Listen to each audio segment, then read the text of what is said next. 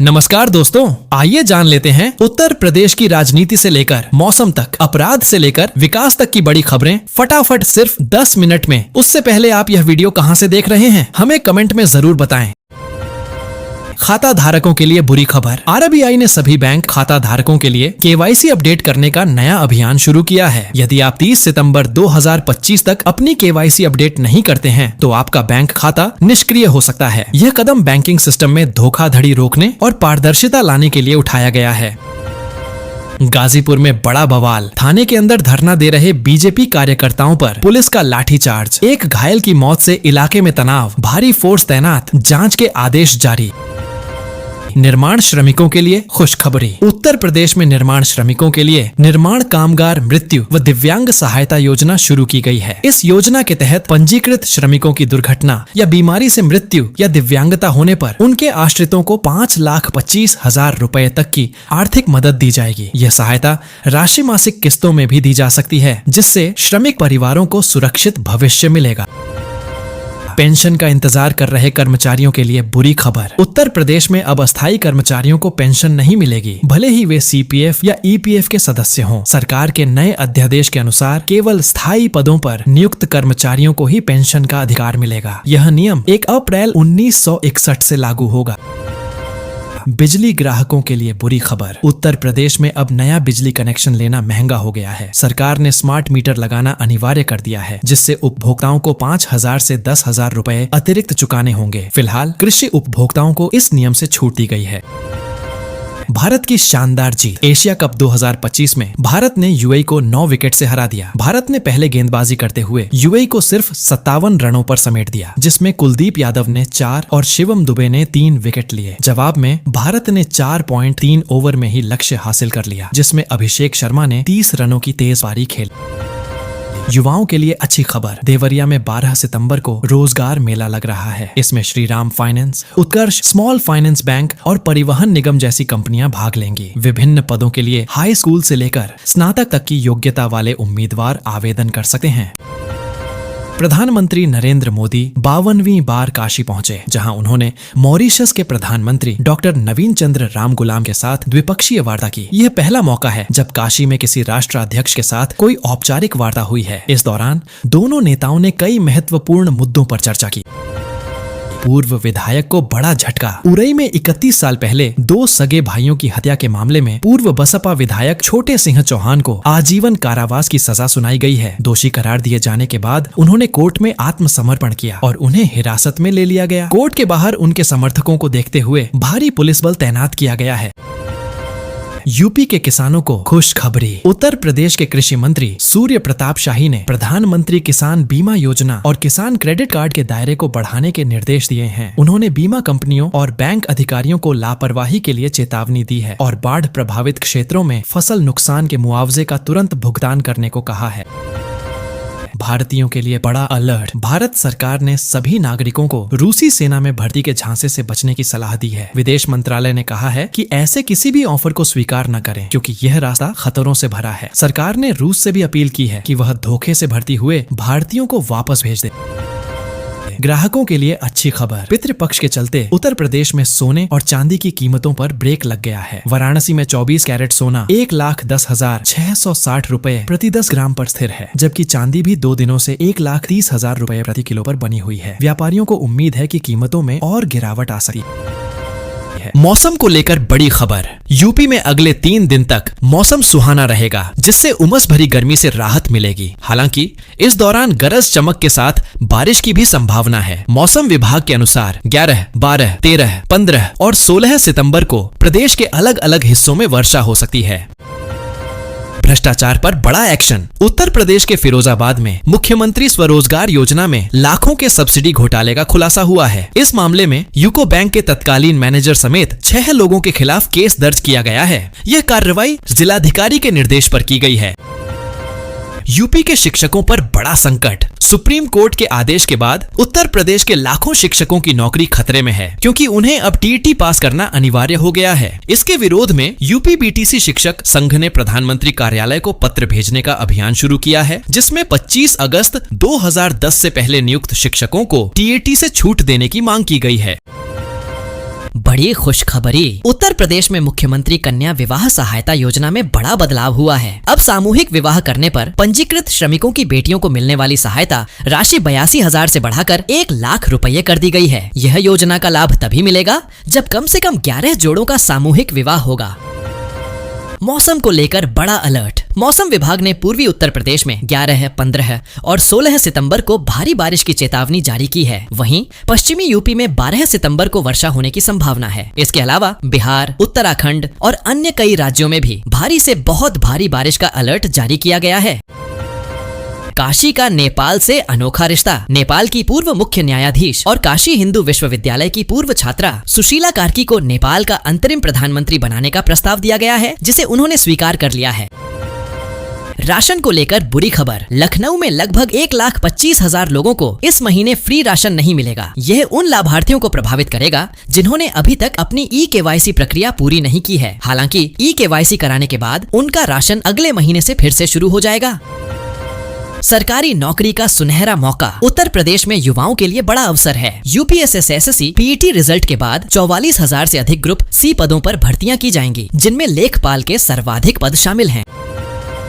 वाहनों के शौकीनों को बड़ा झटका। उत्तर प्रदेश में वीआईपी नंबरों के लिए आवेदन करने वाले 3,200 से ज्यादा वाहन मालिकों के 9 करोड़ रुपए फंस गए हैं। उन्हें वीआईपी नंबर तो नहीं मिला, लेकिन दलालों के खातों से भुगतान करने के कारण रिफंड मिलने में तकनीकी समस्या आ रही है, जिससे आवेदक परेशान हैं।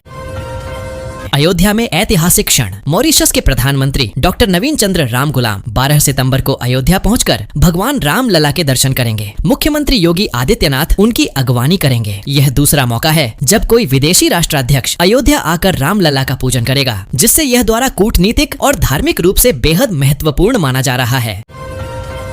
लाखों परिवारों के लिए खुशखबरी। पीएम सूर्य घर मुफ्त बिजली योजना के तहत 20 लाख घरों में रूफटॉप सोलर सिस्टम लगाए जा चुके हैं, जिससे आधे से ज्यादा परिवारों के बिजली बिल शून्य हो गए हैं। सरकार का लक्ष्य 1 करोड़ घरों तक यह सुविधा पहुंचाना है, जिसमें जल्द ही 30 लाख और घर शामिल होंगे।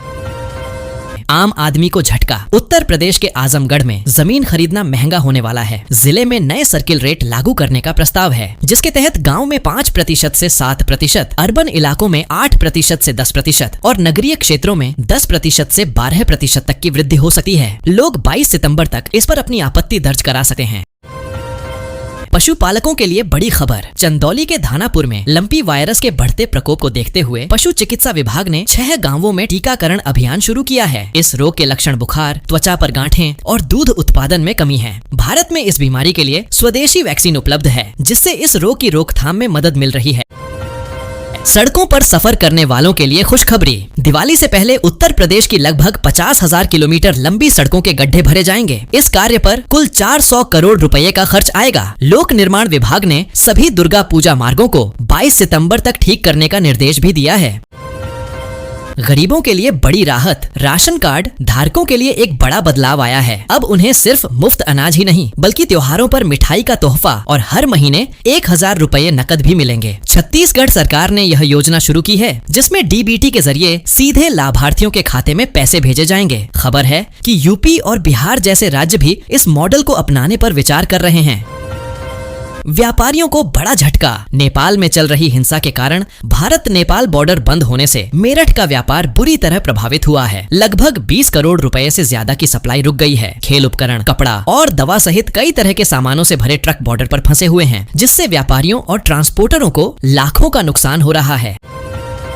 काशी में महाअनुष्ठान। प्रधानमंत्री नरेंद्र मोदी के जन्मदिन पर उनके संसदीय क्षेत्र वाराणसी में एक भव्य महाअनुष्ठान की तैयारी चल रही है। 17 सितंबर को काशी विश्वनाथ धाम में 1100 संत एक साथ विशेष पूजा और रुद्राभिषेक करेंगे। यह आयोजन पीएम मोदी के दीर्घायु होने और देश की समृद्धि के लिए किया जा रहा है।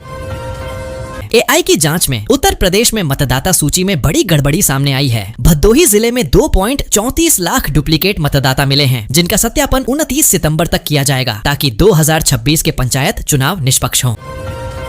करोड़ों पीएफ यूजर्स को दिवाली पर तोहफा मिल सकता है। न्यूनतम पेंशन को 1,000 रुपए से बढ़ाया जा सकता है। 10-11 अक्टूबर को होने वाली बैठक में इस पर फैसला होने की उम्मीद है, जिससे लोगों को खर्च करने में आसानी होगी। पीएम आवास योजना के लाभार्थियों के लिए खुशखबरी। प्रधानमंत्री आवास योजना शहरी 2.0 के लाभार्थियों को अब एसएनएस स्पर्श प्रणाली, समयोचित प्रणाली, एकीकृत शीघ्र हस्तांतरण के माध्यम से केंद्र से सीधे धनराशि मिलेगी। भारतीय रिजर्व बैंक RBI कानपुर में इस योजना के लिए 3 खाते खोले गए हैं, जिससे भुगतान में होने वाली देरी और अनियमितताएं खत्म होंगी। इस नई प्रणाली से केंद्र सरकार भी धनराशि के हस्तांतरण पर सीधे नजर रख सकेगी।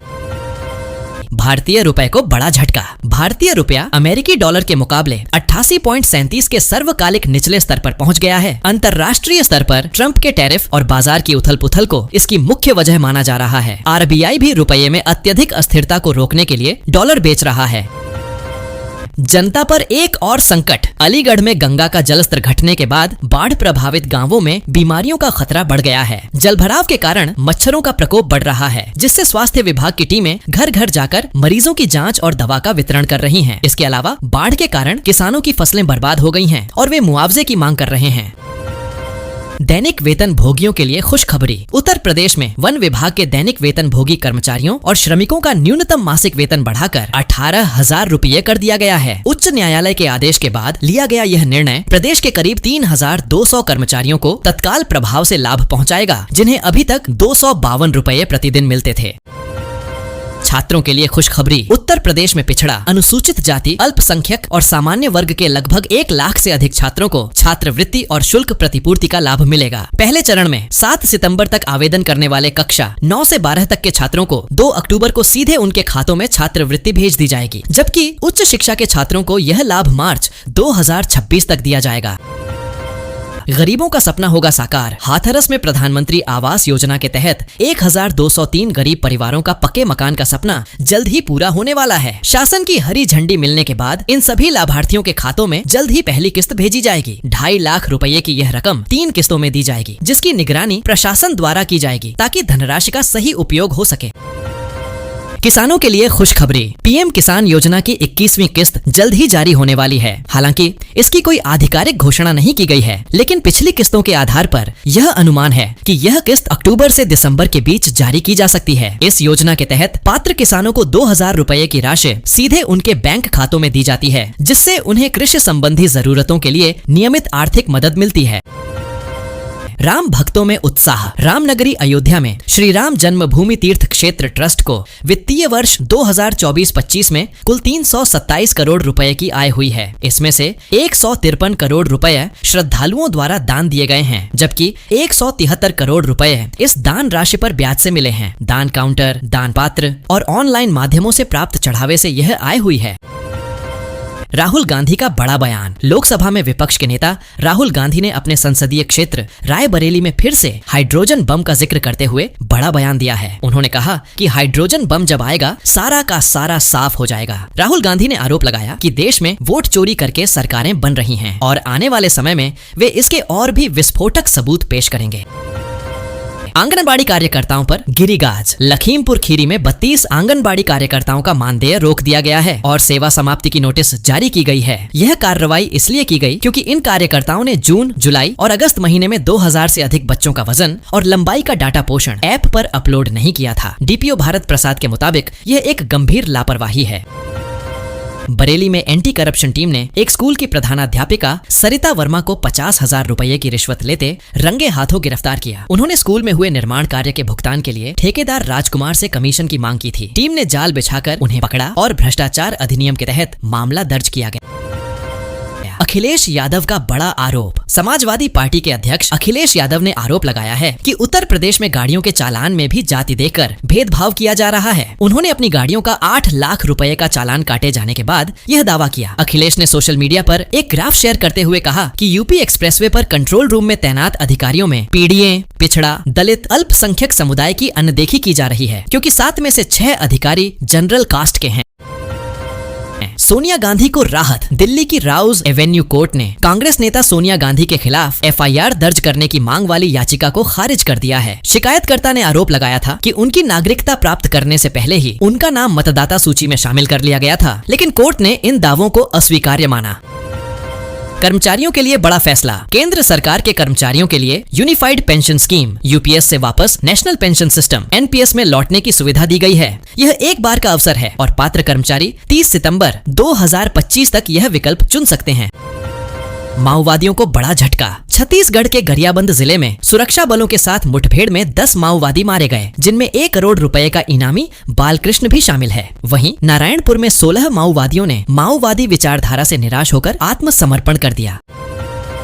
राशन कार्ड धारकों के लिए बड़ी चेतावनी। अलीगढ़ में मुफ्त राशन पाने के लिए कार्ड धारकों को 11 से 25 सितंबर के बीच ई-केवाईसी कराना अनिवार्य होगा, वरना उनका कार्ड रद्द हो सकता है। प्रशासन के अनुमान के अनुसार करीब 3 लाख लोग अभी भी ई-केवाईसी से वंचित हैं, जिन्हें इस बार राशन नहीं मिलेगा। अगर ये लाभार्थी 3 महीने के भीतर ई-केवाईसी नहीं कराते हैं तो उनकी यूनिट निलंबित कर दी जाएगी और अंततः राशन कार्ड रद्द कर दिया जाएगा। यूपी में अजीबोगरीब मामला। एटा जिले में बच्चों में hand foot mouth syndrome HFMD virus तेजी से फैल रहा है, जिससे 50 से अधिक बच्चे प्रभावित हुए हैं। इसमें बच्चों के हाथ, पैर और मुंह में छाले पड़ जाते हैं, जिससे उन्हें खाने पीने में दिक्कत होती है। डॉक्टरों ने साफ सफाई और संक्रमित बच्चों को अलग रखने की सलाह दी है।